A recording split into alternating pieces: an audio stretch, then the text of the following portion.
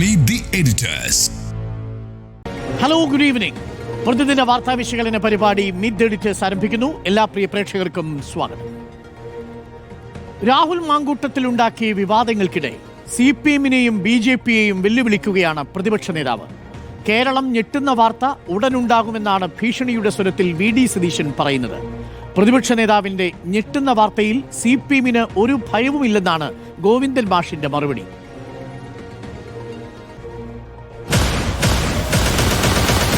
വരാനിരിക്കുന്ന തദ്ദേശ നിയമസഭാ തിരഞ്ഞെടുപ്പുകൾക്കായി ഒരുങ്ങവേ കോൺഗ്രസിനേറ്റ അപ്രതീക്ഷിത തിരിച്ചടിയായിരുന്നു രാഹുൽ മാങ്കൂട്ടത്തിനെതിരെ ഉയർന്ന ലൈംഗികാരോപണങ്ങൾ. പാർട്ടിയിൽ നിന്ന് ഒഴിവാക്കുന്നതുൾപ്പെടെയുള്ള നടപടികൾ വേഗത്തിൽ നേതൃത്വമെടുത്തെങ്കിലും വിവാദം അവസാനിക്കാത്ത സാഹചര്യത്തിലാണ് BJP-ക്കും CPIM-നുമെതിരെയുള്ള പ്രതിപക്ഷ നേതാവിന്റെ മുന്നറിയിപ്പ്. അധികം കളിക്കരുത്, അല്ല വേണമെങ്കിൽ അങ്ങനെ എടുത്തോ, കേരളം ഞെട്ടിപ്പോകും. VDയുടെ മുന്നറിയിപ്പ് നേരിടാൻ തയ്യാറാണെന്നും ഭയമില്ലെന്നുമാണ് MV ഗോവിന്ദന്റെ മറുപടി. പറയുന്നതല്ലാതെ പുറത്തൊന്നും വരുന്നില്ലല്ലോ എന്ന പരിഹാസവുമുണ്ട്. CPM-ല് ഒരു ബോംബും വീഴാനില്ല. ബോംബെല്ലാം വീണുകൊണ്ടിരിക്കുന്നതും ഇനിയും വീഴാൻ പോകുന്നതും UDF-ലും കോൺഗ്രസിലും ഒക്കെയാണ്, പ്രത്യേകിച്ച് കോൺഗ്രസിലാണ്. ഞങ്ങൾക്ക് അതിനൊക്കെ അഭിമുഖീകരിക്കാൻ യാതൊരു പ്രയാസവുമില്ല. CPM-ന് ഒരു ഭയവുമില്ല. മുഖം നോക്കാതെ ഹൃദയവേദനയോടെ രാഹുലിനെതിരെ നടപടിയെടുത്തെന്നാണ് VD സതീശൻ പറയുന്നത്. പക്ഷേ പറയുന്നത്ര കടുപ്പമില്ലെന്ന മുറുമുറുക്കലുകൾ പാർട്ടിക്കകത്ത് തന്നെയുണ്ട്. പാർട്ടി പത്രത്തിനും നടപടിയിലത്ര തൃപ്തി പോരാ. പാലക്കാട്ടെ കോൺഗ്രസിനെ ഷാഫി പറമ്പിൽ ചതിച്ചുവെന്നാണ് മണ്ഡലം കമ്മിറ്റികളിൽ ഉയരുന്ന ചർച്ചകൾ. വാട്സാപ്പ് ഗ്രൂപ്പിലെ തർക്കം കയ്യാങ്കളിയിലേക്ക് മാറുന്ന കാഴ്ചയും പാലക്കാട് കണ്ടു. രാഹുലിനെ ചൊല്ലി പാർട്ടിക്കകത്തും പുറത്തുമുയരുന്ന വിമർശനങ്ങൾ ശമിപ്പിക്കാൻ സതീശന്റെ കയ്യിലെ ബോംബിന് ശക്തിയുണ്ടോ എന്നാണ് ഏവരും ചോദിക്കുന്നത്. BJP-ക്കും CPIM-നും ബാധ്യതയാകുന്ന എന്തെങ്കിലും പ്രതിപക്ഷ നേതാവിന്റെ കയ്യിലുണ്ടോ?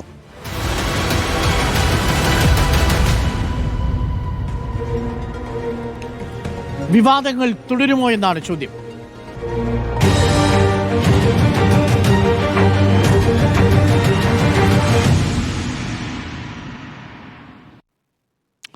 സ്മൃതി, ഇന്നിപ്പോൾ പ്രതിപക്ഷ നേതാവ് ഒരു വലിയ ഭീഷണിയുടെ സ്വരത്തിൽ തന്നെ ഒരു വെല്ലുവിളിയാണ് നടത്തിയിരിക്കുന്നത്.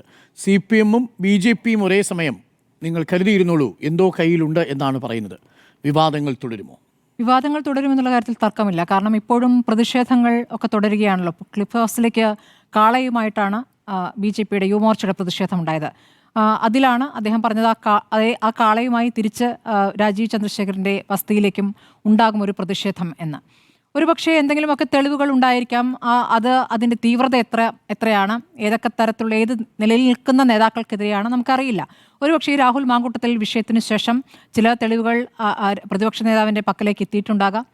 ഇതിപ്പോൾ MV ഗോവിന്ദൻ ഭയമില്ല എന്ന് പറയുമ്പോൾ ഇപ്പോൾ നേരത്തെ VD സതീശനും ഭയമില്ലായിരുന്നു. കാരണം MV ഗോവിന്ദനെ സംബന്ധിച്ച് അദ്ദേഹത്തിൻ്റെ കാര്യം ഉറപ്പ് പറയാം. നമുക്ക് പറയാൻ പറ്റുമോ യുവ നേതാക്കളോ അല്ലെങ്കിൽ മറ്റേതെങ്കിലും നേതാക്കളോ അവരുടെ സ്വകാര്യ നിമിഷങ്ങളിൽ അവരെങ്ങനെയൊക്കെയാണ് പെരുമാറുന്നത് ആർക്കെങ്കിലും ഉറപ്പ് പറയാൻ പറ്റുമോ? പറയാൻ പറ്റില്ല. അപ്പോൾ അദ്ദേഹത്തിൻ്റെ പാർട്ടി എന്ന നിലയ്ക്ക് ആ ഉറപ്പ് അദ്ദേഹത്തിനുണ്ട്. അത് അദ്ദേഹം പറയുന്നു. നേരത്തെ VD സതീശനും അതേ ഉറപ്പായിരുന്നു പാർട്ടിയെ പറ്റി, ഈ പറയുന്ന രാഹുൽ മാങ്കൂട്ടത്തിലെ പറ്റി. അപ്പോൾ ആ ഉറപ്പാണ് തെറ്റിപ്പോയത്. അതിലാണ് ഞെട്ടിയത് പാർട്ടി. അതിലാണ് വലിയ തരത്തിലുള്ള പ്രതികരണങ്ങൾ, ഇതുവരെ ഇല്ലാത്ത രീതിയിൽ പാർട്ടിയിൽ നിന്ന് തന്നെ പ്രതികരണങ്ങൾ പൊട്ടിപ്പുറപ്പെട്ടത്. വനിതാ നേതാക്കൾ രാഷ്ട്രീയത്തിലേ വേണ്ട ഇങ്ങനെ ഒരാൾ എന്നൊരു ശക്തമായ നിലപാടെടുത്തത്. അപ്പോൾ സമാനതകളില്ലാത്ത രീതിയിൽ ഈ വിഷയം അങ്ങനെ കൈകാര്യം ചെയ്യപ്പെട്ടത്, സമാനതകളില്ലാത്ത രീതിയിൽ ഈ യുവ നേതാവ് പെട്ടെന്ന് ഉയർന്നു പൊങ്ങി വലിയ നേതാവായതുകൊണ്ടാണ്. അതുകൊണ്ട് തന്നെ അതേ രീതിയിൽ താഴേക്ക് ഇറങ്ങേണ്ടി വരികയും ചെയ്തിരിക്കുന്നു. അപ്പോൾ കോൺഗ്രസ് പാർട്ടി ഇതുവരെ എടുക്കാത്ത രീതിയിലുള്ള നടപടികളിലേക്ക് കോൺഗ്രസ് പാർട്ടി എത്തിയത് എന്തുകൊണ്ടാണെന്ന് വെച്ചാൽ പൊതുവികാരത്തിൻ്റെ അടിസ്ഥാനത്തിൽ തന്നെയാണ്. പൊതുസമൂഹം ഇതിനെ എങ്ങനെ കാണുന്നു എന്നതാണ് കോൺഗ്രസിനെ ഒരു ശക്തമായ നടപടിയിലേക്ക് പോകാൻ പ്രേരിപ്പിച്ചത്. നേരത്തെ MV ഗോവിന്ദനായാലും ആദ്യഘട്ടത്തിൽ ഈ വിഷയത്തിൽ പറഞ്ഞ് നമുക്ക് ഓർമ്മയുണ്ട്, അത് കോൺഗ്രസ് എടുക്കേണ്ട തീരുമാനമാണ് എന്നായിരുന്നു. രണ്ടാമത്തെ ദിവസം അത് കൂടുതൽ ശബ്ദരേഖകൾ പുറത്തേക്ക് വന്നപ്പോൾ കോൺഗ്രസ് പൊതുവികാരത്തിനനുസരിച്ച് പ്രതികരിക്കണം എന്ന പ്രതികരണത്തിലേക്ക് വന്നു. അത് എന്തുകൊണ്ടാണെന്ന് വെച്ചാൽ ജനവികാരം ആ നിലയ്ക്ക് ശക്തമായിരുന്നു എന്ന് മനസ്സിലായത് കൊണ്ടാണ്. ആ നിലയ്ക്ക് കോൺഗ്രസും അത് മനസ്സിലാക്കിയപ്പോഴാണ് നടപടികളിലേക്ക് വന്നത്. ഇനി അങ്ങോട്ട് ഇനി മുഴുവൻ രാഷ്ട്രീയമാണ്. കാരണം ഇനി തെരഞ്ഞെടുപ്പ് വരികയാണ്. തെരഞ്ഞെടുപ്പിന് മുന്നോടിയായിട്ട് കോൺഗ്രസിനും ഇനി ശക്തമായ നിലപാടുകൾ, പ്രതികരണങ്ങൾ എടുക്കേണ്ടി വരും. രാഷ്ട്രീയമായി മുന്നോട്ട് പോകേണ്ട സാഹചര്യം. കാരണം 2016 ആവർത്തിക്കാൻ പാടില്ല. സോളാർ വിഷയം എങ്ങനെ പ്രതിക്കൂട്ടിലാക്കിയോ അല്ലെങ്കിൽ ഏത് രൂപത്തിൽ അത് തിരിച്ചടിയായി തെരഞ്ഞെടുപ്പിൽ എന്നുള്ളതൊക്കെ അറിയാവുന്നതാണ്. അത് കഴിഞ്ഞുള്ള തെരഞ്ഞെടുപ്പ് വന്നപ്പോഴേക്കും പിന്നീട് കോവിഡ് വന്നു. ആ കോവിഡിൻ്റെ അടിസ്ഥാനത്തിൽ മറ്റൊരു ആരോപണം അവിടെയും ഉയർന്നിരുന്നല്ലോ ഇടതുപക്ഷത്തിനെതിരെ. പക്ഷേ ആ ആരോപണം ഒക്കെ കെട്ടടങ്ങിയത് അപ്പോഴേക്കും കോവിഡ് വന്ന് വലിയ രൂപത്തിലേക്ക് സർക്കാരിന് പൂർണ്ണമായും സർക്കാരിനെ ഡിപ്പെൻഡ് ചെയ്യുന്ന ഒരു ജനത, ഓരോ ദിവസവും എന്ത് മുഖ്യമന്ത്രി പറയുന്നു എന്ന രൂപത്തിൽ കാത്തിരിക്കുന്ന ഒരു ജനത, നിസ്സഹായമായ ഒരു അവസ്ഥ, അങ്ങനെയൊക്കെയാണ് നമ്മുടെ ജീവിതം കടന്നു പോരുന്നത്. അപ്പോൾ ആ നിലയ്ക്ക് വിശ്വസിക്കാവുന്ന ഒരു സർക്കാർ എന്നൊരു കാരണം ആ രൂപത്തിൽ തന്നെയായിരുന്നു പ്രവർത്തിച്ചതും സർക്കാർ. അപ്പോൾ ആ വിശ്വാസം ആണ് ആ തിരഞ്ഞെടുപ്പിൽ വീണ്ടും അധികാരത്തിൽ വരാൻ സഹായിച്ചത്. അപ്പോൾ അതവിടെ നിൽക്കുന്നു. അപ്പോൾ രാഷ്ട്രീയമായി ഈ കാര്യങ്ങൾ ഇനി അങ്ങോട്ട് രാഷ്ട്രീയമാണ്. കൂടുതൽ എന്തെങ്കിലും തെളിവുകൾ ഇപ്പുറത്ത് കിട്ടുന്നുണ്ടോ എന്ന് നോക്കും. നമ്മളെ സംബന്ധിച്ച് ഈ തരത്തിൽ ഈ പറഞ്ഞ ഒരു ഈ വിഷയങ്ങളാണല്ലോ ചർച്ച ചെയ്യേണ്ടി വരിക എന്നുള്ളൊരു വല്ലാത്തൊരു ഒരു വിഷമമുണ്ട്. കാരണം ഇനിയും ലൈംഗികാരോപണങ്ങളാണോ നമ്മൾ ചർച്ച ചെയ്യേണ്ടി വരിക? അതിന്മേലാണോ അപ്പോഴും സ്ത്രീപക്ഷത്ത് നിന്നുകൊണ്ടാണോ ഈ കാര്യങ്ങളൊക്കെ പുറത്തേക്ക് വരുന്നത് എന്നൊരു ചോദ്യമുണ്ട്. രാഷ്ട്രീയമായിട്ട് വരികയാണോ, സ്ത്രീപക്ഷത്ത് നിന്നുകൊണ്ടുള്ള പ്രതികരണങ്ങളാണോ? ഇതൊക്കെ നോക്കേണ്ടതുണ്ട്. ഈ വിഷയത്തിൽ കേരളം ഒന്നടങ്കം ശക്തമായി പ്രതികരിച്ചിട്ടുണ്ട്. രാഹുൽ മാങ്കൂട്ടത്തിൽ എന്ന നേതാവിനെ പൂർണ്ണമായും നിർവീര്യമാക്കിയിരിക്കുന്നതാണ് ഞാൻ പറയാം. അതാണ് ഉപയോഗിക്കുന്ന വാക്ക്. കോൺഗ്രസ് നിർവീര്യമാക്കിയിരിക്കുകയാണ്. MLA സ്ഥാനം അവിടെയുണ്ട്. ഇനി MLA സ്ഥാനം രാജിവെക്കണം എന്ന ആവശ്യം അവിടേക്ക് ഉയരുമ്പോൾ ഇനിയിപ്പോൾ തെരഞ്ഞെടുപ്പ് നടക്കില്ലല്ലോ എന്ന് സാങ്കേതികമായി പറയാമെങ്കിലും ഒരു വർഷത്തിന് മേലെയുണ്ടെങ്കിൽ സഭ കാലാവധി ഉണ്ടെങ്കിലേ തെരഞ്ഞെടുപ്പിന് സാധ്യതയുള്ളൂ. പിന്നെ 8 മാസമേ ഉള്ളൂ. സാധ്യതയില്ല എന്ന് പറയുന്നു. പക്ഷേ നമ്മുടെ തെരഞ്ഞെടുപ്പ് കമ്മീഷൻ ഇനി എങ്ങനെ പ്രവർത്തിക്കും നമുക്ക് പറയാൻ പറ്റുമോ? ഇപ്പോൾ അവിടെ വോട്ടർ അധികാര യാത്ര എന്തിനാണ് നടക്കുന്നത്? വോട്ടർ അധികാര യാത്ര തെരഞ്ഞെടുപ്പ് കമ്മീഷന്റെ കള്ളത്തരത്തിനെതിരെയാണ്. അപ്പോൾ തെരഞ്ഞെടുപ്പ് കമ്മീഷൻ പാലക്കാട് ഒരു ഉപതെരഞ്ഞെടുപ്പ് നടത്താൻ ഉദ്ദേശിക്കുന്നുണ്ടെങ്കിൽ അതിനൊരു കാരണം BJP ആഗ്രഹിക്കുന്നുണ്ടെങ്കിൽ അതൊരു കാരണം ഉറപ്പായും കണ്ടെത്തും. നമ്മൾ ഹരിയാനയിൽ കണ്ടത് മുഖ്യമന്ത്രിക്ക് വേണ്ടിയുള്ള തെരഞ്ഞെടുപ്പാണെന്നാണ്. 7 മാസം മാത്രം കാലാവധി ഉണ്ടായിരുന്ന സർക്കാരിൽ അത് മുഖ്യമന്ത്രിക്ക് വേണ്ടിയായിരുന്നു എന്ന ഒരു വിശദീകരണമാണ് തെരഞ്ഞെടുപ്പ് കമ്മീഷൻ നൽകിയത്. പാലക്കാട് മറ്റൊരു വിശദീകരണം നൽകിയാലോ നമുക്ക് പറയാൻ പറ്റില്ലല്ലോ. അപ്പോൾ അതിനൊക്കെ സാധ്യത അവിടെയുണ്ട്. അങ്ങനെ ഒരു ഉപതെരഞ്ഞെടുപ്പ് വന്നാൽ അത് ആർക്കാണ് ഗുണം ചെയ്യുക? അത് BJPക്കാണ് ഗുണം ചെയ്യുക എന്നുള്ള കാര്യം ഉറപ്പാണ്. അപ്പോൾ BJP അത് ആഗ്രഹിക്കുന്നുണ്ട്. അപ്പോൾ BJPക്ക് തെരഞ്ഞെടുപ്പിൽ വിജയിക്കാനുള്ള ഒരു സാഹചര്യം CPM സൃഷ്ടിക്കുമെന്നൊരു ചോദ്യം തിരിച്ച് CPMലേക്ക് ഉണ്ട്. കാരണം CPM പാലക്കാട് അത്ര ശക്തരല്ല എന്നുള്ള അവർക്ക് തന്നെ ബോധ്യമുള്ള കാര്യമാണ്. അപ്പോൾ ഇതെല്ലാം കൂടി ചേർന്ന് വരുമ്പോൾ ഇനി അതങ്ങോട്ട് രാഷ്ട്രീയമാണ്. ഇനി ഒരു മഞ്ഞപ്പത്രം പോലെ കേരളത്തിലെ മുഴുവൻ പത്രങ്ങളും അല്ലെങ്കിൽ മുഴുവൻ ചാനലുകൾക്കും പ്രവർത്തിക്കുന്ന, ഞാൻ വേറെ അർത്ഥത്തിലാണ് പറയുന്നത്, നമ്മൾ അതിനെ പൈങ്കിളിവൽക്കരിക്കുന്നു എന്നല്ല, രാഷ്ട്രീയത്തിലെ ഇത്തരം രാഷ്ട്രീയ നേതാക്കൾക്കിടയിൽ ഇത്തരം കാര്യങ്ങളൊക്കെ നടക്കുന്നുണ്ടോ എന്ന രൂപത്തിലേക്ക് കേരളം ചർച്ച ചെയ്യേണ്ടി വരുന്ന സോളാർ വിഷയത്തിൽ നമ്മൾ കണ്ടതാണ്. ഏത് രൂപത്തിലാണ് നമ്മൾ ചർച്ച ചെയ്തതെന്നും. പിന്നീട് സ്വപ്ന സുരേഷ് കൊണ്ടുവന്ന വിഷയം ആ രൂപത്തിൽ തന്നെ ചർച്ച ചെയ്യേണ്ടി വന്നിട്ടുണ്ട്. അതിനുശേഷം തിരിച്ച് മാധ്യമങ്ങളോട് ചോദ്യം ഉണ്ടായിട്ടുണ്ട്, ഇപ്പോൾ എന്തായി, സ്വർണ്ണക്കടത്ത് എന്തായി എന്ന ചോദ്യം നമ്മൾക്ക് നേരെയാണല്ലോ വന്നത്. അപ്പോൾ ഇവരൊക്കെ പ്രതികരിക്കുമ്പോൾ നമുക്ക് ചർച്ച ചെയ്യേണ്ടി വരുന്നു എന്നുള്ളൊരു ഗതികേട് നമ്മളെ സംബന്ധിച്ചുമുണ്ട്.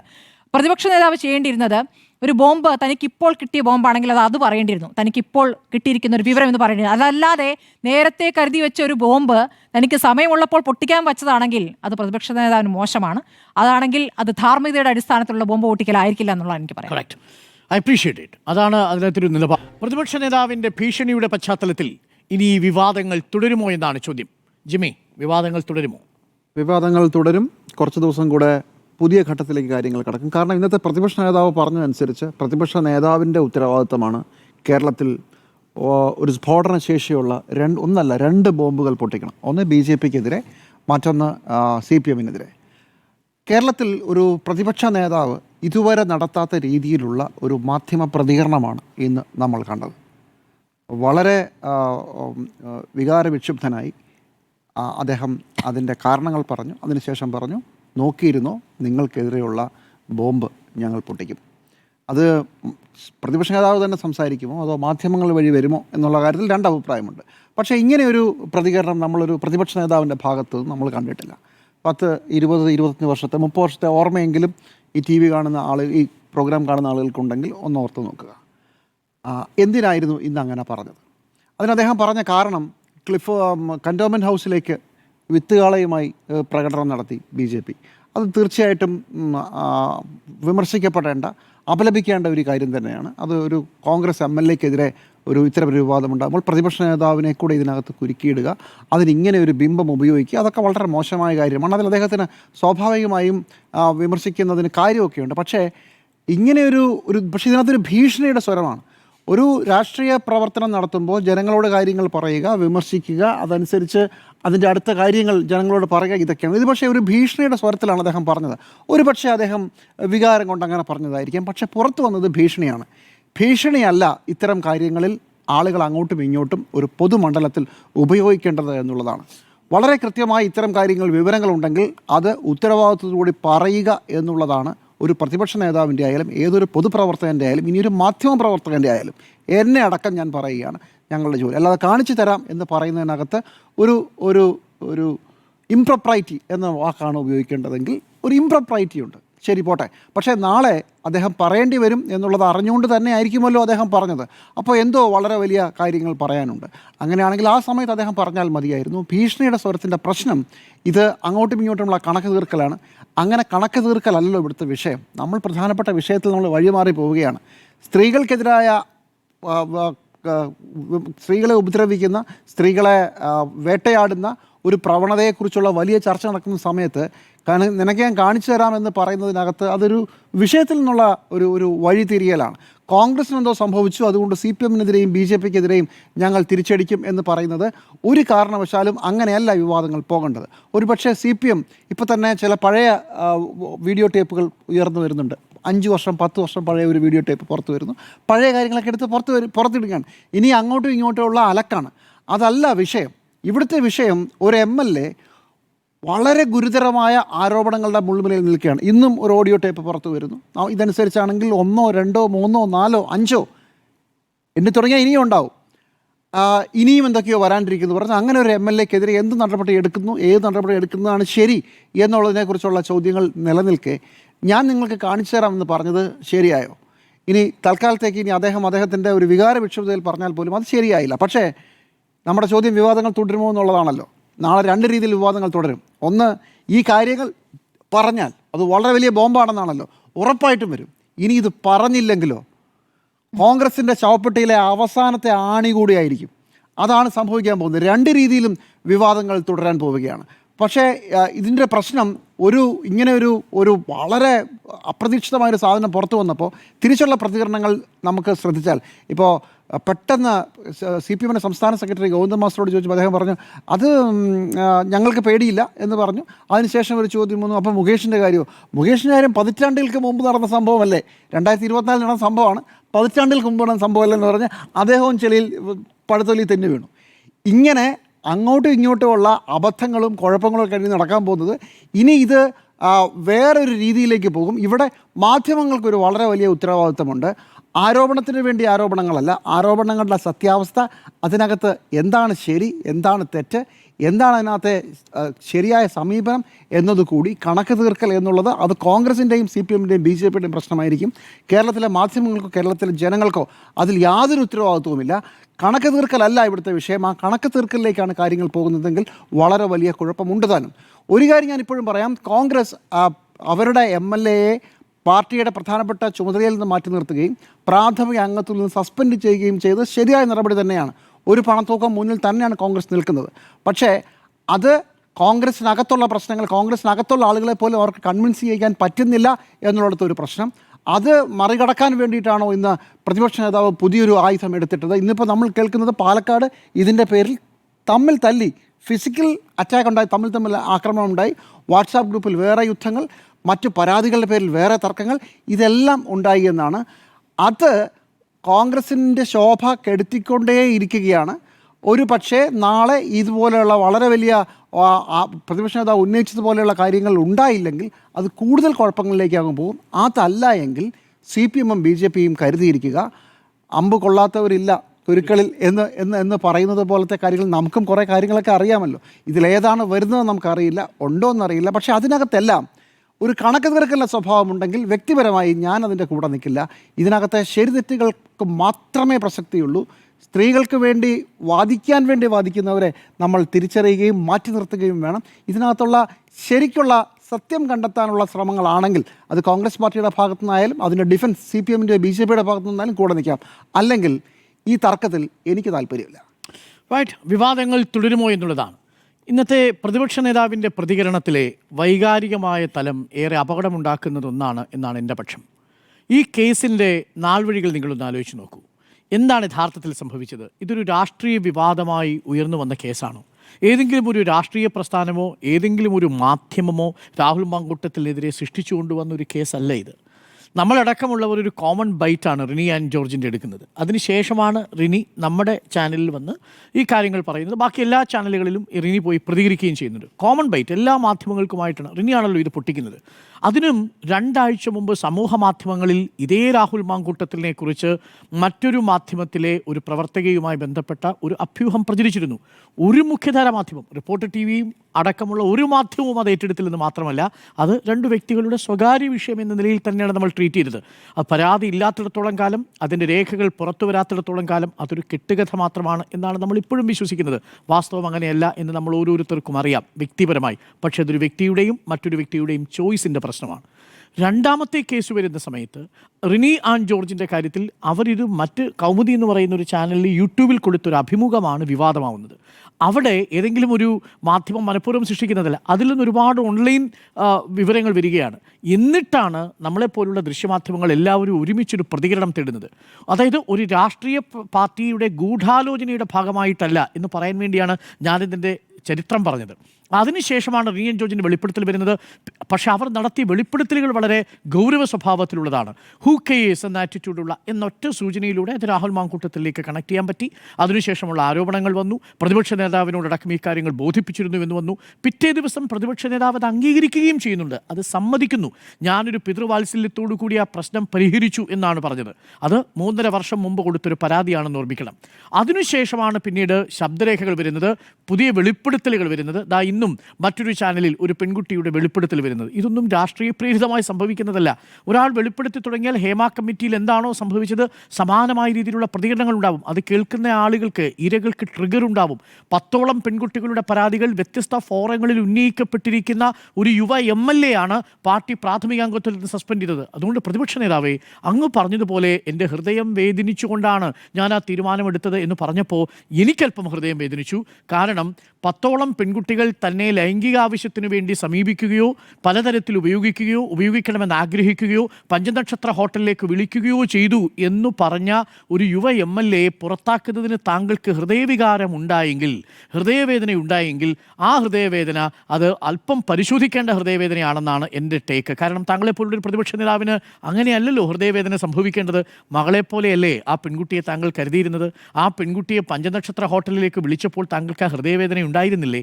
ആ പെൺകുട്ടിയോട് അനുചിതമായ സംഭാഷണം നടത്തിയപ്പോൾ താങ്കൾക്ക് ഹൃദയവേദന ഉണ്ടായിരുന്നില്ലേ?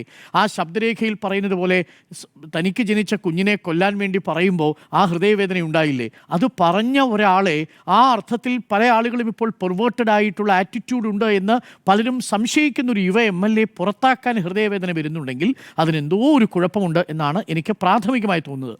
ഇനി 2ാമത്, അങ്ങ് പറഞ്ഞിരിക്കുന്ന ബോംബ്, അങ്ങ് യഥാർത്ഥത്തിൽ ഇന്ന് അങ്ങേക്കറിയാമായിരുന്ന മുഴുവൻ കാര്യങ്ങളും മാധ്യമങ്ങളോട് പറയണമായിരുന്നു.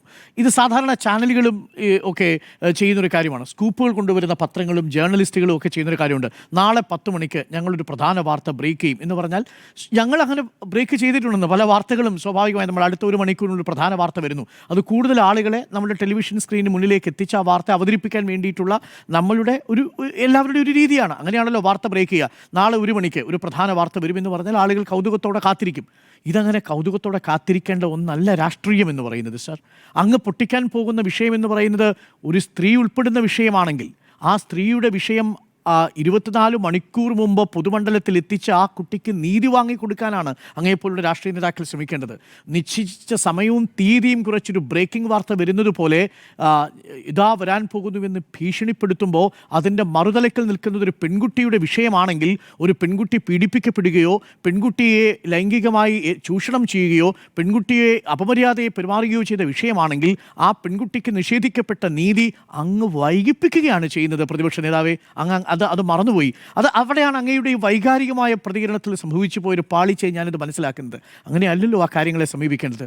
ഒരു മുതിർന്ന രാഷ്ട്രീയ നേതാവായ അങ്ങ് വളരെ പക്വതയോടുകൂടി ഈ കാര്യങ്ങളെ സമീപിക്കുകയും, ശരി ഇദ്ദേഹത്തിൻ്റെ കാര്യത്തിൽ പാർട്ടി തീരുമാനമെടുത്തു, ഇനി അതിനുശേഷം നിരപരാധിത്വം തെളിയിച്ചാൽ മാത്രം തിരിച്ചെടുക്കും, ഇല്ലെങ്കിൽ പാർട്ടിക്ക് പുറത്താണ് അയാൾ എന്ന നിലപാടെടുത്തോളൂ. പക്ഷേ ഭീഷണിപ്പെടുത്തുന്ന തരത്തിലാണ് പറയുന്നത്. അതും ഒരു പ്രത്യേക ആക്ഷനോട് കൂടിയാണ്. പണ്ടിതേപോലെ ഒരു ആക്ഷൻ കാണിച്ചിട്ടുണ്ട് മുഖ്യമന്ത്രി, അല്ലേ? ഒരു പ്രത്യേക ആക്ഷൻ എന്ന് പറയുന്ന പോലെ ഒരു ആക്ഷൻ കാണിച്ച പോലെ. അങ്ങനെ പറയുകയല്ലല്ലോ പ്രതിപക്ഷ നേതാവെ അങ്ങയുടെ ഭാഗത്ത് നമ്മൾ പ്രതീക്ഷിക്കുന്നത്. ഇനി നാളെ അങ്ങ് പറയാൻ പോകുന്നത് ഇതല്ല, അങ്ങേക്ക് കുറച്ചുകൂടി വിവരങ്ങൾ ശേഖരിക്കണം എന്നുള്ളതാണെങ്കിൽ അങ്ങ് ഇന്ന് പറഞ്ഞ കാര്യങ്ങൾ നാളെ ശേഖരിക്കുന്ന വിവരങ്ങൾ തെറ്റായി പോയാൽ അങ്ങേക്കത് പറയാൻ കഴിയുമോ? നേരത്തെ ജിമ്മി സൂചിപ്പിച്ചതുപോലെ അങ്ങയുടെ വാക്കുകളെ ആരെങ്കിലും വിശ്വസിക്കുന്ന സാഹചര്യം ഉണ്ടാകുമോ? അതാണ് 2ാമത്തെ ഒരു പ്രശ്നം. ഇതൊരു ക്രെഡിബിലിറ്റിയുടെ വിഷയം വിഷയം കൂടി ഉണ്ടെന്നേ പ്രധാനപ്പെട്ട ഒരു വിഷയം അവതരിപ്പിക്കുമ്പോൾ. ഇനി അങ്ങ് പറഞ്ഞ BJP-യുടെ കാര്യത്തിൽ ഞാൻ മനസ്സിലാക്കിയിടത്തോളം BJP-യുടെ കയ്യിൽ ഇരുന്ന് നേരത്തെ പൊട്ടി അത് ചീറ്റിപ്പോയൊരു കേസ് അവിടെയുണ്ട്. അത് പാലക്കാട്ട് C. കൃഷ്ണകുമാറുമായി ബന്ധപ്പെട്ട് അദ്ദേഹത്തിൻ്റെ കുടുംബ വഴക്കുമായി ബന്ധപ്പെട്ട് ഉയർന്നൊരു ആരോപണമുണ്ട്.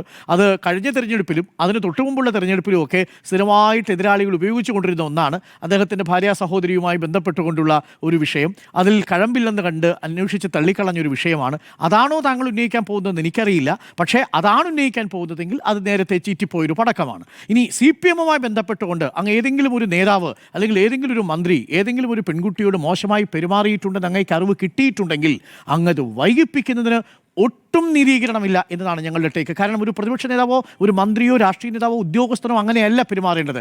ഒരു ചാനൽ പ്രവർത്തിക്കുന്നത് പോലെയോ ഒരു പത്രം അതിൻ്റെ സ്കൂപ്പ് കണ്ടെത്തി നിശ്ചയ സമയത്ത് വാർത്ത ബ്രേക്ക് ചെയ്യുന്നത് പോലെയോ അല്ല ഒരു രാഷ്ട്രീയ നേതാവ് ആ വിഷയത്തിൽ പ്രതികരണം നടത്തേണ്ടത്. അതൊരു പക്ഷേ അങ്ങ് വൈകാരികമായി അതിന് അടിപ്പെട്ടതുകൊണ്ടാവാം. ഇപ്പോൾ ഈ പാർട്ടി എത്തിച്ചേർന്നിരിക്കുന്ന ഒരു സന്ദിഗ്ധാവസ്ഥയുണ്ട്, അതുകൊണ്ടാവാം. ഒരു കാര്യം കൂടി ഞാൻ പ്രേക്ഷകരെ ഓർമ്മിപ്പിക്കാം.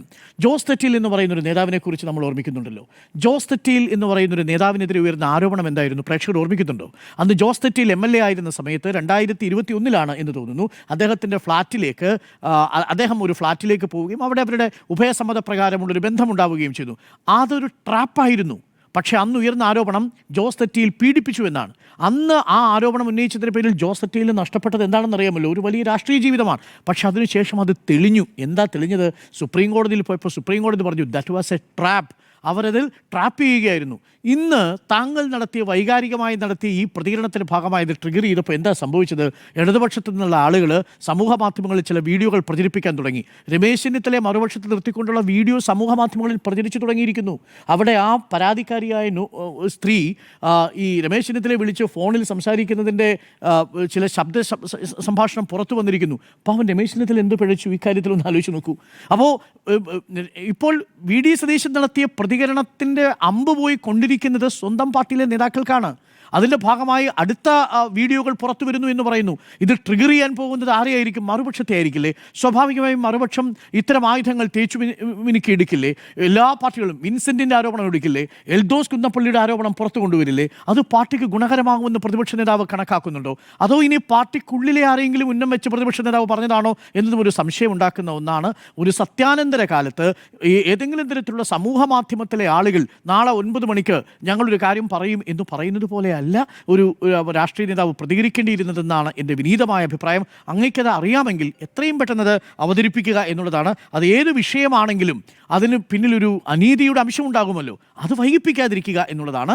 ആ അനീതി എത്രയും പെട്ടെന്ന് തുറന്നു കാട്ടുക. ഞങ്ങളടക്കമുള്ള മാധ്യമങ്ങൾ അങ്ങ് പറയുന്നതിന് രേഖകളുണ്ടെങ്കിൽ, അതൊരു ശബ്ദ സംഭാഷണമാണെങ്കിൽ, അത് ഒറിജിനലാണെന്ന് അങ്ങേക്ക് ബോധ്യമുണ്ടെങ്കിൽ, അങ്ങയുടെ സോഴ്സിന് ഉറപ്പുണ്ടെങ്കിൽ അത് ഞങ്ങൾ സംപ്രേഷണം ചെയ്യാൻ തയ്യാറാണ്. അത് CPM-നെതിരാണെങ്കിലും ശരി, BJP-ക്കെതിരാണെങ്കിലും ശരി. പക്ഷേ അതിൽ എന്തെങ്കിലും കഴമ്പുണ്ടാവണം, അത് വൈകാതെ തന്നെ വേണമെന്നുള്ളതാണ് എൻ്റെ ഈ വിഷയത്തിലെ ടേക്ക്. അതല്ലാതെ വൈകിപ്പിക്കുന്നത് യഥാർത്ഥത്തിൽ ഒരു രാഷ്ട്രീയ ധാർമ്മികതയ്ക്ക് ചേർന്ന വിഷയമേ അല്ല എന്നാണ് ഞാൻ മനസ്സിലാക്കുന്നത്. വിവാദങ്ങൾ തുടരുമോ എന്നാണ് ചോദ്യം. Andrew Augustine. വിവാദം തുടരാതെ ഒരു രക്ഷയില്ലാത്ത അവസ്ഥയിലേക്ക് VD സതീശൻ പ്രതിപക്ഷ നേതാവ് കൊണ്ടെത്തിച്ചു എന്നുള്ളതാണ് ഇപ്പോഴത്തെ ഒരവസ്ഥ എന്ന് പറയുന്നത്. പക്ഷേ കുറച്ച് വികാരം കൂടിപ്പോയി എന്നുള്ളതാണ് എൻ്റെ അഭിപ്രായം.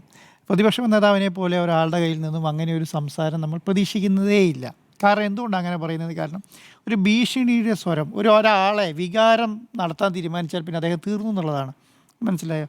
എത്ര ദേഷ്യം വന്നാലും പ്രതിപക്ഷ നേതാവ് അങ്ങനെ സംസാരിക്കാൻ പാടില്ല എന്നുള്ളതാണ് എൻ്റെ അഭിപ്രായം. എന്തെങ്കിലും അദ്ദേഹത്തിന് കയ്യിലടി ആ പത്രസമ്മേളനത്തിൽ തന്നെ പറയണമായിരുന്നു ഇതാണ് സംഭവം എന്നുള്ളത്. ഒരു ഭീഷണിയുടെ സ്വരം വന്നു കഴിഞ്ഞാൽ എന്ത് സംഭവിക്കുന്നറിയോ? നേരത്തെ അരുൺ സാർ നേരത്തെ പറഞ്ഞതുപോലെ പ്രതിപക്ഷം അതിനുള്ള ആയുധങ്ങൾ കൂട്ടുന്നുള്ളതാണ്. അത് ആർക്കെതിരെയായിരിക്കും? അത് VD സതീശന് മാത്രമായിരിക്കില്ല, അത് ആ പാർട്ടിക്കെതിരെയായിരിക്കും. ചെറിയ കേസുകൾ വരെ വലിയ കേസുകളും വലിയ പ്രശ്നങ്ങളും ആവും. അതുണ്ടാക്കുന്ന ഒരു ഇപ്പോഴത്തെ അവസ്ഥയിൽ അത് ഉണ്ടാക്കുന്ന ഒരു ആഘാതം താങ്ങാൻ കോൺഗ്രസ്സിന് കഴിയില്ല എന്നുള്ളതാണ് ഞാൻ പറയുന്നു. ഇനി അങ്ങനെ BJP-ക്കെതിരെയോ CPM-ലെ നേതാക്കന്മാർക്കെതിരെയോ അല്ലെങ്കിൽ CPM പാർട്ടിക്കെതിരെയോ എന്തോ ആകട്ടെ, അതങ്ങനെ ഒരെണ്ണം ഉണ്ടെങ്കിൽ 1 മണിക്കൂർ ലേറ്റ് ആകാൻ പാടില്ല. അതിനെക്കുറിച്ച് അറിയാവുന്നത് പറയുക എന്നുള്ളതാണ്. എന്നെക്കുറിച്ച് ഇങ്ങനൊരു സാധനം കിട്ടിയിട്ടുണ്ട്, ഇതിൽ കൂടുതൽ എനിക്ക് സത്യാവസ്ഥ അറിയില്ല, അങ്ങനെയാണല്ലോ വാർത്ത വന്നത്. ഇപ്പം ആദ്യത്തെ രാഹുൽ മാങ്കൂട്ടത്തിനെതിരെ വെളിപ്പെടുത്തൽ മാധ്യമങ്ങൾക്ക്, മുഖ്യധാരാ മാധ്യമങ്ങൾക്ക് വാർത്തയാക്കണമെങ്കിൽ ആക്കാൻ മാത്രമുള്ള എല്ലാ സാധനങ്ങളും ഒരു മാസമായിട്ട് ഈ മാർക്കറ്റിലുണ്ടായിരുന്നു അല്ലേ? എല്ലാവർക്കും കിട്ടുന്നുണ്ടായിരുന്നു, ഡീറ്റെയിൽ കിട്ടുന്നുണ്ടായിരുന്നു, പോകാനുള്ള സംവിധാനങ്ങളാണ്, വാർത്തയാക്കുന്ന സംവിധാനം ഉണ്ടായിരുന്നു, എല്ലാം ഉണ്ടായിരുന്നു. ഒരു പ്രധാനപ്പെട്ട മാധ്യമം പോലും കേരളത്തിൽ വാർത്തയാക്കിയിട്ടില്ല എന്നുള്ളതാണ്. എന്തുകൊണ്ടാണ്? അതൊരു സോഴ്സ് പ്രോപ്പർ അല്ലാത്തതുകൊണ്ടാണ്. ആരെങ്കിലും ഒന്ന് വന്ന് പറയണം ഇതിങ്ങനെയാണ്, എനിക്കിതിൽ നിന്നൊരു ദുരനുഭവം ഉണ്ടായിട്ടുണ്ട് എന്ന് പറഞ്ഞു കഴിഞ്ഞാൽ അത് വാർത്തയാണ്. അതാണ് ആ കുട്ടി ചെയ്തത്. അതാരാണ്? സതീശൻ്റെ വി.ഡി. സതീശൻ്റെ മണ്ഡലത്തിലുള്ള കുട്ടിയാണ്, പ്രതിപക്ഷ നേതാവിൻ്റെ മണ്ഡലത്തിലുള്ള കുട്ടിയാണ്. അവരാണ് പറയുന്നത്. അവർ ആ സമയത്ത് ഒരു മാന്യത കാണിച്ചു. എന്താണ്? പ്രതിപക്ഷ നേതാവിൻ്റെ പേര് പറയാനേ അവർ തയ്യാറായിട്ടില്ല. പരാതി കൊടുത്തു എന്ന് പറഞ്ഞങ്ങ് ഒഴിവാകുന്നു എന്നുള്ളത് മാത്രമേ ഉള്ളൂ. പക്ഷേ അവിടെയും പ്രതിപക്ഷ നേതാവിന് പിന്നെയും ട്രിഗർ ചെയ്ത് അതിനും മറുപടി വന്നു കഴിഞ്ഞപ്പോൾ അന്നേരം ആ ബോഡി ലാംഗ്വേജ് പ്രതിപക്ഷ നേതാവിൻ്റെ മാറി. ഫസ്റ്റത്തെ പ്രതികരണം അത് തുടങ്ങിയിട്ട് ഞാൻ പറയുന്നത് പ്രതിപക്ഷ നേതാവിന് വികാരമാണ് നയിക്കുന്നത് എന്നുള്ളതാണ് ഞാൻ പറയുന്നത്. കാരണം അവിടെ മാധ്യമങ്ങളോട് ആ പത്രസമ്മേളനം പ്രോപ്പറായി എന്താണ് സംഭവിച്ചത്, എങ്ങനെയാണ് സംഭവിച്ചത്, എന്താണ് ഇതിന് നടപടി എന്നുള്ളത് പ്രോപ്പറായി കൃത്യതയോടുകൂടി പറഞ്ഞു പോകേണ്ട പ്രതിപക്ഷ നേതാവ് അവിടുന്ന് മാധ്യമങ്ങളോട് ദേഷ്യപ്പെട്ടു പോവുക. അവിടെ തുടങ്ങി പിന്നെ അതിൻ്റെ ശൈലി മാറി, ആ വാർത്തകളുടെ ശൈലി മാറി. ആ വരുന്ന എങ്ങനെയാണ് വാർത്ത കൊണ്ടുവരാൻ വേണ്ടി മാധ്യമപ്രവർത്തകർ ആവേശം കൊടുത്തു. മനസ്സിലായോ? ദേഷ്യപ്പെടുകയാണ്, മാധ്യമപ്രവർത്തകർ ദേഷ്യപ്പെടുന്നു. എങ്ങനെ? എന്നാൽ നിങ്ങൾ തെളിയിക്കുന്നതാണ് പറയുന്നത്.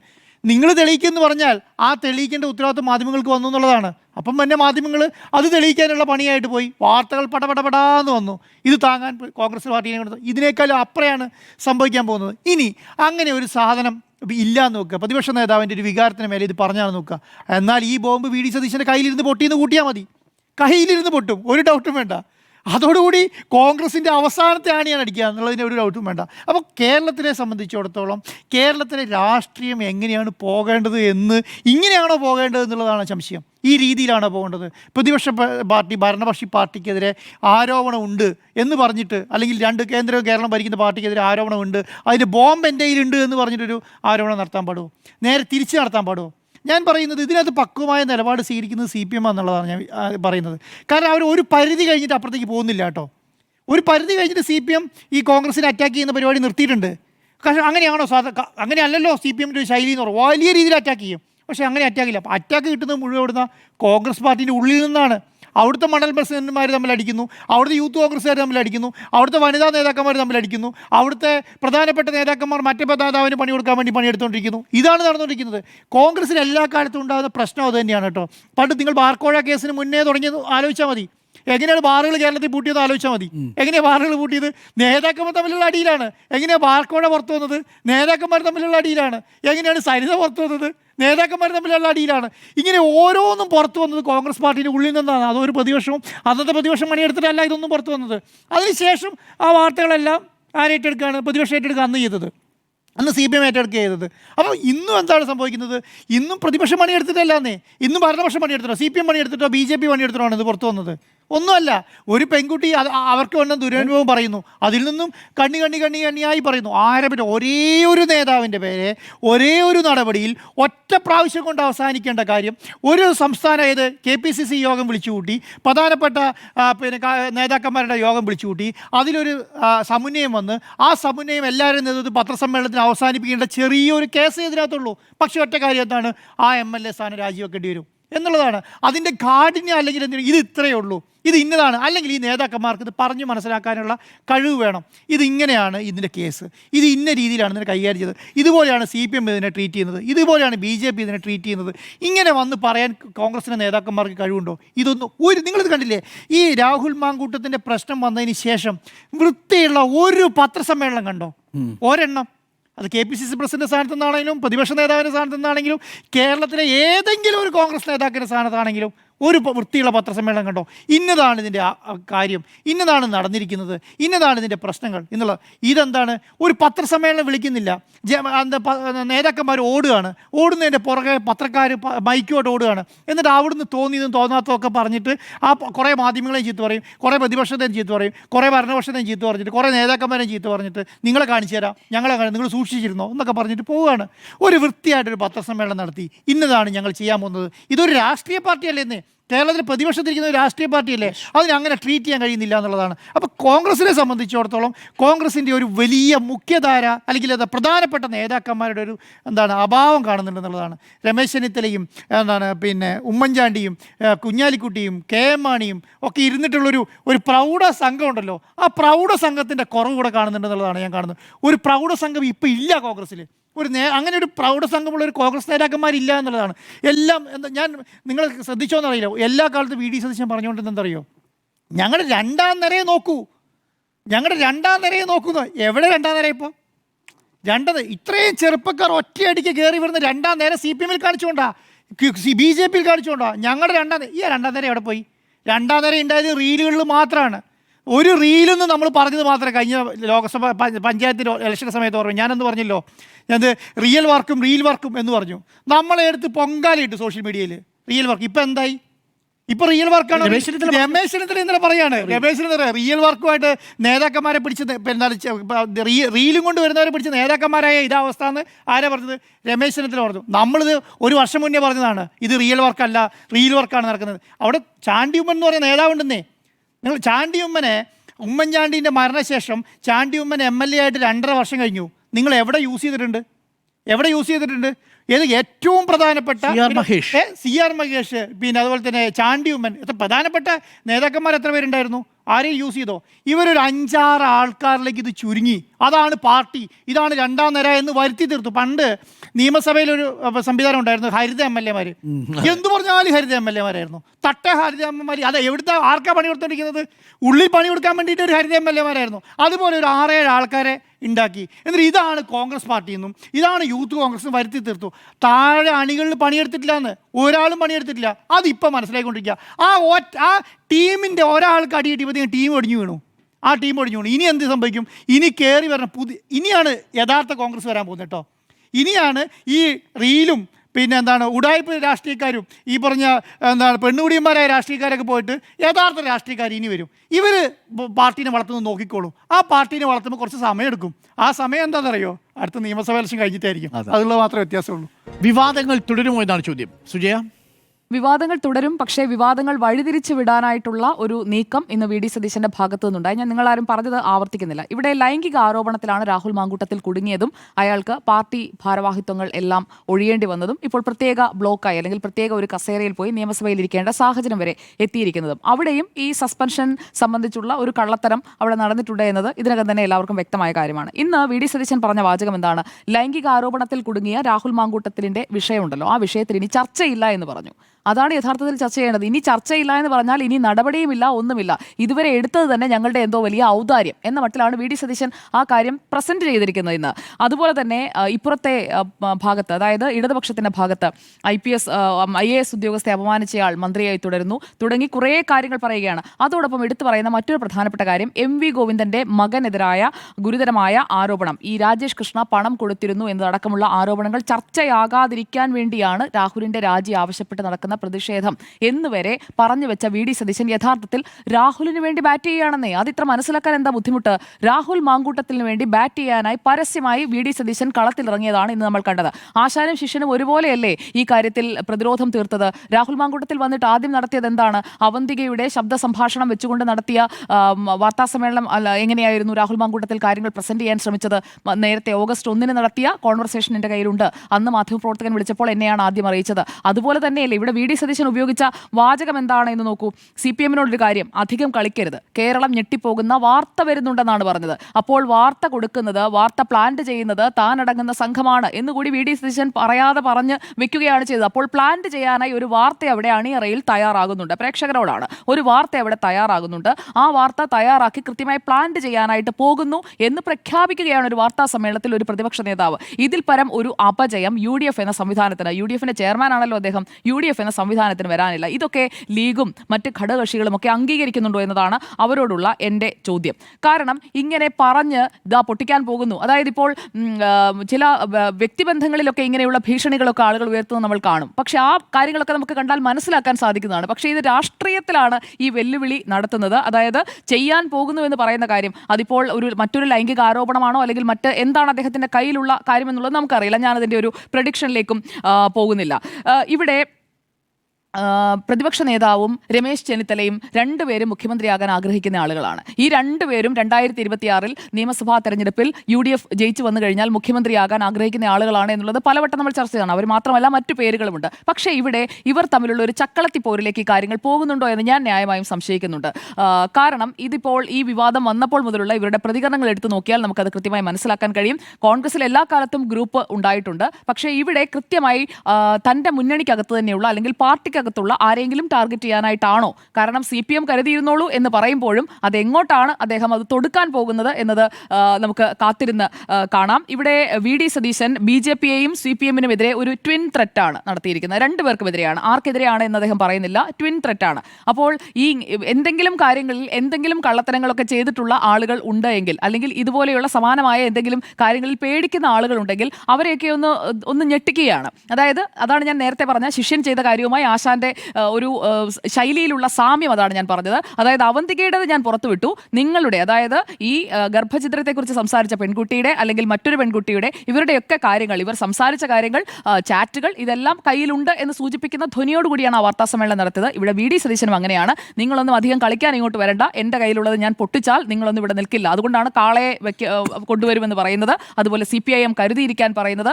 അപ്പോൾ പണമിടപാടുകൾ, അഴിമതി, ലൈംഗികാരോപണം തുടങ്ങി എന്തും സംഭവിക്കാം എന്നുള്ള രീതിയിലേക്ക് കേരള രാഷ്ട്രീയത്തെ കൂടുതൽ മലീമസമാക്കുന്നതിനായിട്ടുള്ള ഒരു കേർട്ടൺ റൈസറാണ് ഇന്ന് VD സതീശൻ നടത്തിയത് എന്നതാണ് എൻ്റെ അഭിപ്രായം. കാരണം രാഹുൽ മാങ്കൂട്ടത്തിലിന്റെ പൊളിറ്റിക്കൽ കരിയർ അത് ഏറെക്കുറെ ബ്ലീക്ക് ആയി കഴിഞ്ഞു എന്നുള്ളത് മനസ്സിലായിട്ടാണ് VD സതീശൻ നിൽക്കുന്നത്. ഇനിയിപ്പോൾ VD സതീശന്റെ പൊളിറ്റിക്കൽ കരിയർ അദ്ദേഹം ഇങ്ങനെയുള്ള ചാബല്യങ്ങളിലൂടെ, അതായത് ഇന്നത്തെ ഈ ഒരു വാർത്ത വരുന്നു എന്ന് പറയുന്നത് ഒരു പ്ലാന്റിങ്ങിന്റെ സൂചനയാണ്. അത് ആരാണ് അദ്ദേഹത്തിന് അഡ്വൈസ് കൊടുത്തതെങ്കിലും വളരെ മോശം ഉപദേശമായി പോയി, അത് ചീറ്റിപ്പോയിരിക്കുകയാണ്. കാരണം ഇങ്ങനെ പ്രഖ്യാപിച്ചിട്ട് പ്ലാന്റ് ചെയ്ത് കൊണ്ടുവയ്ക്കുന്ന ഒരാളാണോ പ്രതിപക്ഷ നേതാവെന്ന് നാട്ടുകാർ ചോദിക്കും. അത് അദ്ദേഹത്തിന് നാണക്കേടാണ്. അദ്ദേഹത്തിന് എന്തെങ്കിലും പറയാനുണ്ടെങ്കിൽ ഇനി അധികം വെച്ചുകൊണ്ടിരിക്കാതെ ഉടനെ തന്നെ പറയുന്നതാണ് നല്ലത്. ഈ വിവാദങ്ങൾ അത് ഒരു വൃത്തികെട്ട രീതിയിലുള്ള ചർച്ചകളിലേക്ക് കാര്യങ്ങളെ കൊണ്ടുപോകുന്ന രീതിയിൽ എത്തിക്കുന്നതിനാണ് എല്ലാ പാർട്ടികളും ശ്രമിക്കുന്നതെങ്കിൽ കേരളത്തിലെ ജനങ്ങൾക്ക് ഈ രാഷ്ട്രീയ പ്രവർത്തകരോട്, രാഷ്ട്രീയ പാർട്ടികളോട് ബൈ പറയേണ്ടി വരും. കാരണം ഇങ്ങനെയുള്ള രാഷ്ട്രീയമല്ല നമുക്ക് വേണ്ടത്. ഒരു ജനാധിപത്യ രാജ്യത്ത് ആ ജനാധിപത്യ പ്രക്രിയയിൽ വോട്ടവകാശം വിനിയോഗിക്കുന്നതിന് വേണ്ടി, അതിൽ ഏറ്റവും നല്ല ജനപ്രതിനിധിയെ തെരഞ്ഞെടുക്കുന്നതിന് വേണ്ടി ജനങ്ങൾ ഉപയോഗിക്കുന്ന രാഷ്ട്രീയത്തെ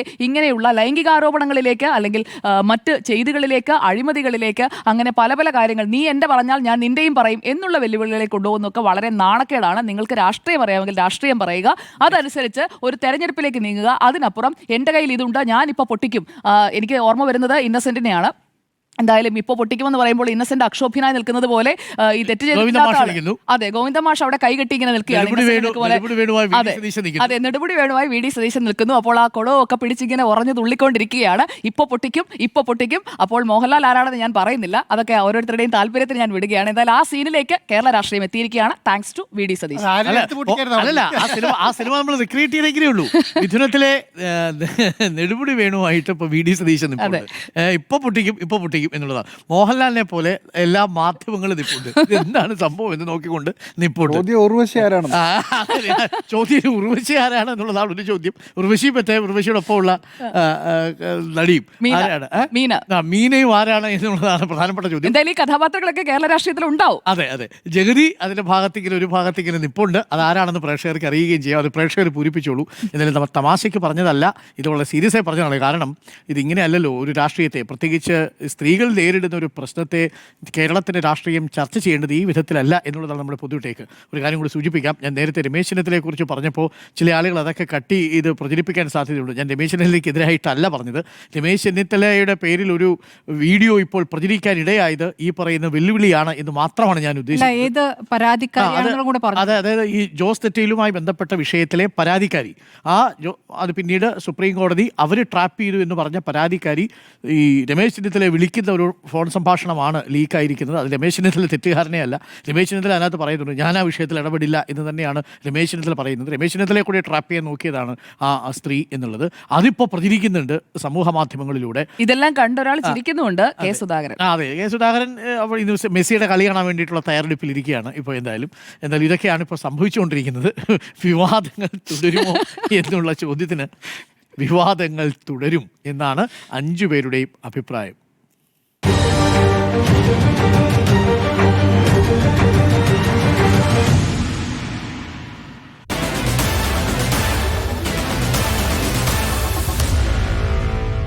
Meet the editors.